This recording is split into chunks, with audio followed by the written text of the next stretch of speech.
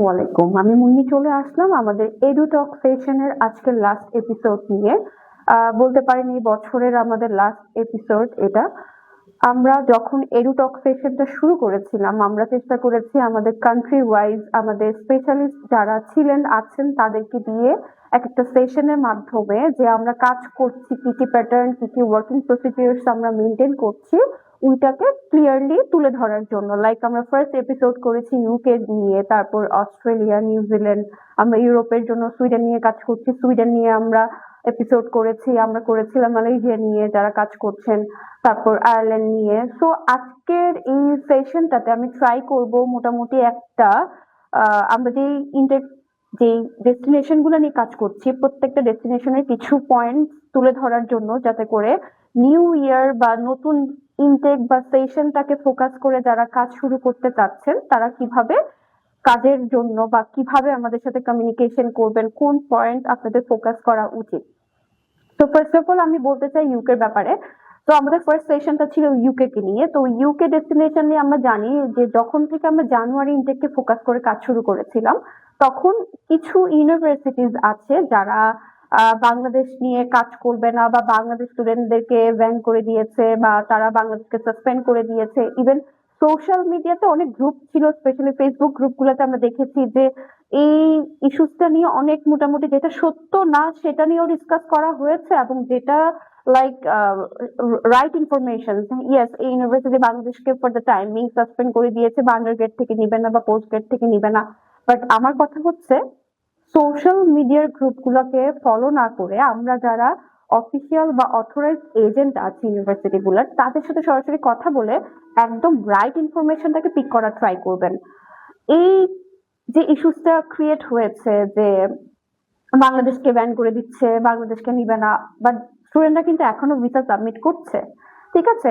তো রাইট ইনফরমেশনের জন্য আপনার উচিত যে গ্রুপগুলোর উপরে ডিপেন্ড না করে একদম অফিসিয়াল অথরাইজড এজেন্ট যারা আছে ইউনিভার্সিটি গুলার তাদের সাথে কমিউনিকেশন করে রাইট ইনফরমেশন গেদার করে দেন হচ্ছে অ্যাপ্লাই থেকে শুরু করে ভিসা প্রসেসিংটাকে কমপ্লিট করা।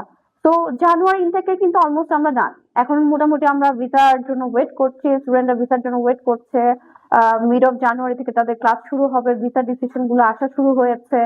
তো এখন থেকেই আপনারা যারা পরবর্তী ইনটেককে ফোকাস করছেন, like April, May, June, September ইনটেককে focus করছেন, তাদেরকে বলবো দেরি না করে এখনই আমাদের সাথে যোগাযোগ করুন। বিকজ অফ আমরা কিন্তু এখন থেকে অ্যাপ্লিকেশন শুরু করে দিয়েছি। Because need intake like April, May, June ইনটেককে ফোকাস করে যারা কাজ করতে চাচ্ছেন তাদের হাতে কিন্তু খুব বেশি একটা টাইম পাবেন না আপনারা।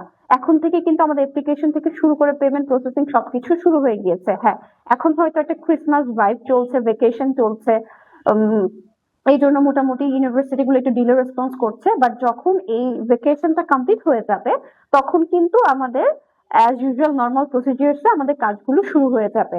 তো আমার কথা হচ্ছে গ্রুপের ইনফরমেশন গুলোর উপর ডিপেন্ড করা যাবে না, ঠিক আছে? আমাদের ইনফরমেশন গুলো রাইট সোর্স থেকে নিতে হবে যাতে করে আমরা পরবর্তীতে মিসগাইডেড হয়ে না যাই। ওকে, তো ইউকের পাশাপাশি এখন যদি আমরা বলি যে অস্ট্রেলিয়া বা নিউজিল্যান্ড, আমরা জানি অস্ট্রেলিয়াতে নিউজিল্যান্ডে অনেক ভালো ভিসা হচ্ছে, অনেকে ভালো রেসপন্স পাচ্ছেন যে ভিসা হচ্ছে, বা নিউজিল্যান্ডে অনেক ভিসা হচ্ছে। আবার রিসেন্টলি আবার গ্রুপগুলোতে অনেক একটা লেখালেখি হচ্ছে যে অস্ট্রেলিয়াতে অনেক ভিসা রিফিউজ হচ্ছে, অনেক ইস্যুস গুলো আছে। তো আমার কথা হচ্ছে ভিসার বিষয়টা আসলে সেকেন্ড স্টেপ। বিকজ অফ ফার্স্টে আমরা ইউনিভার্সিটি অ্যাডমিশন তাকে মানে কনফার্ম করতে হবে, সিইউ এর ব্যাপারটাকে কনফার্ম করতে হবে, তারপর গিয়ে আমার ভিসা স্টেপ আসতেছে। বাট সিইউ কনফার্ম করার আগে যে জিএস স্টেজ আছে, জিএস অনেক ডকুমেন্টেশনের স্টেপ ব্যাপার আছে যেটা আপনাকে কমপ্লিট করতে হবে, তারপর সিইউ, তারপর পেমেন্ট, তারপর ভিসা।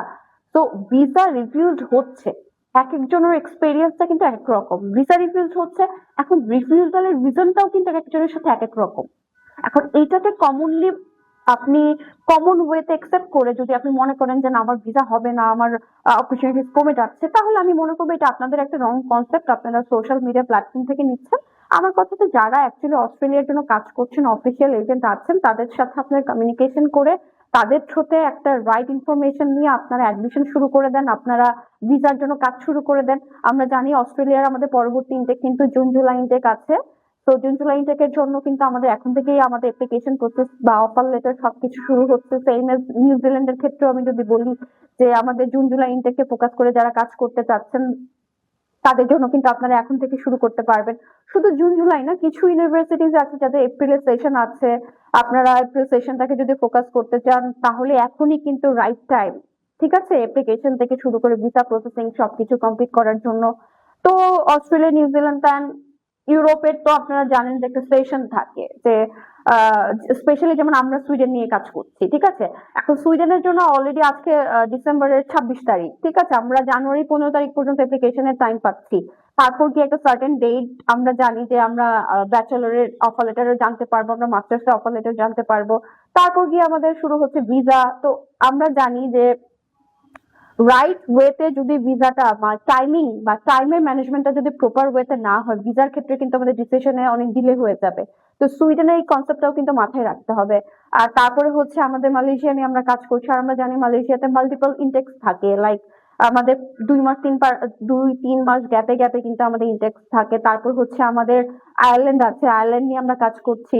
তো মোটামুটি আমরা যে ইনটেক গুলো নিয়ে আমি আজকে কথা বললাম প্রত্যেকটাই কিন্তু অ্যাক্টিভলি আমরা কাজ করছি। ইউএসএ আছে, হ্যাঁ আমরা জানি রিসেন্টলি আমাদের লাইক যদি একটু গ্রুপগুলোর প্রতি আমরা দেখি বা স্টুডেন্টরা প্রিভিয়াসলি যারা ভিসা ফেস করেছেন বা আমাদের থ্রুতে কাজ করেছেন ভিসা ফেস করেছেন, আমরাও জানি experience was not so good, ঠিক আছে। এক্সপিরিয়েন্সটা কিন্তু লাইক ভিসার ক্ষেত্রে আমাদের একটু আনসার্টেনিটি থাকে। ইউনিভার্সিটি অ্যাডমিশন I-20s কোনো প্রবলেম হচ্ছে না, বাট ভিসাটা এটা আমাদের কারোর হাতেই থাকে না, আপনারা জানেন। তো আমি বলবো সবকিছুর একটা প্রপার টাইমিং থাকে, সবকিছুর একটা আমি কি বলবো একটা সঠিক একটা প্রপার গাইডেন্স থাকে, যেটা অ্যাকচুয়ালি যারা পাবেন তাদের জন্য আপনাদের ওয়ার্কিং প্যাটার্নস প্রসিডিউরটা অনেক ইজি হবে, ঠিক আছে।